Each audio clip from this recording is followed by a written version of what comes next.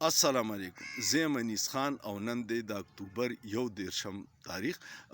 پرون دوه بیانونو، یو خو مریم بیبي او 2 ورځې مخکې د علماو سره ملاقات کړی او بیا یې اعلان وکړو چې په پنجاب کې 65,000 د جوماتونو امامان چې دي هغوی له 10,000 روپۍ تنخواګانې مقرر کړي او بل طرف ته بیا پرون مولانا فضل الرحمن تقریر کو او هغې کې ډېر شدید تنقید په دې وکړو او وی چې دا 10,000 روپۍ به ستاسو په مخ درولو. مریم بیبي ته یې ډارک وي.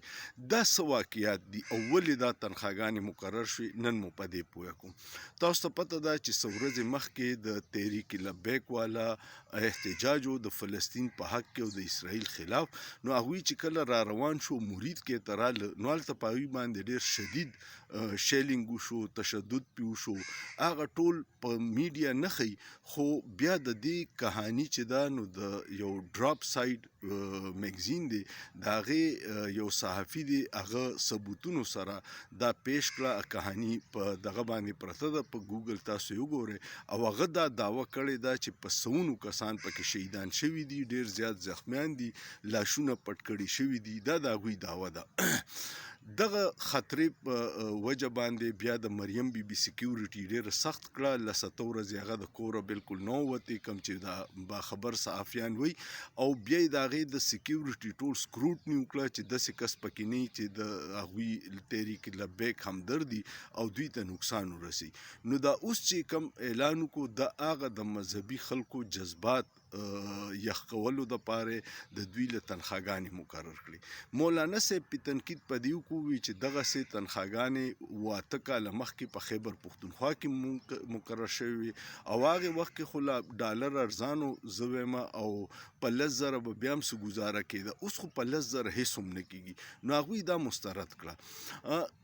د علما حضرات چې کوم په جوماتونو کې امامان دي، د دوی دا د ټول نه اګنور سیکټر دی، د دوی نه څه پراپر تنخواګانو نظام شته، ډېرې کمې تنخواګانې دوی له ورکوي او د الله په اسره دوی رواني.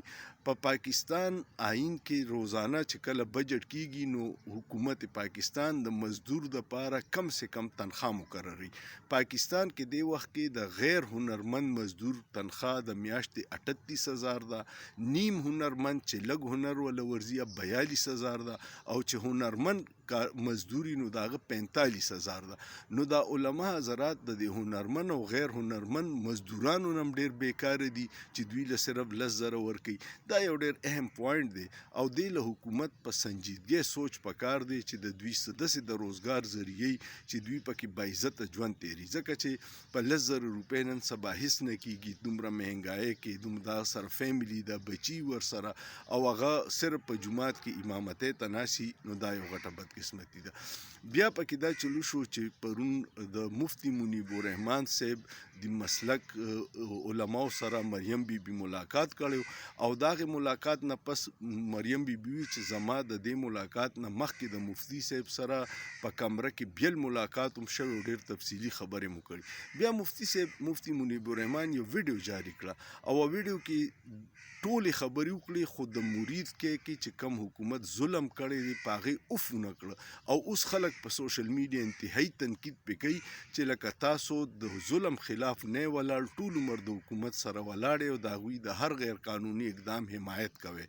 نو دا بدقسمتي ده. زه اکثر تاسو ته وایم چې علماء حق زما د سر تاجونه او د زړه سرونه دي، خو دا داسې درباري سرکاري مولیان چې هغه دین ته نقصان رسوي او عوامو کې دا شعور راغلی دی چې دوی سرکاري درباري مولیان دي، دوی د حق خبره نه کوي، دوی د باطل سره ولاړي صرف د خپل ذات او مفاداتو سره.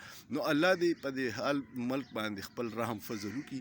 دا یو 2-3 خبرې وي چې د مریم بیبي خطره وه د دغې عناصرو نه، نو په دې وجه دا اعلان کړی، مولانا صاحب مسترد کړی دی او د عام مزدور تنخوا چې دا ډېره زیاته ده او د علماو له هېڅ هم نه ورکړي کېږي.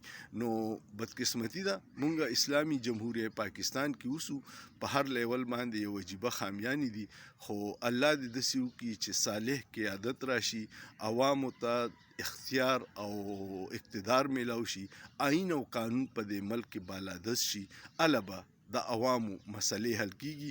یعنې کو دا فرسوده نظامي، نو دا 15% اشرافیه به ورځ تر ورځه مالداریږي او عوام به غر کیږي.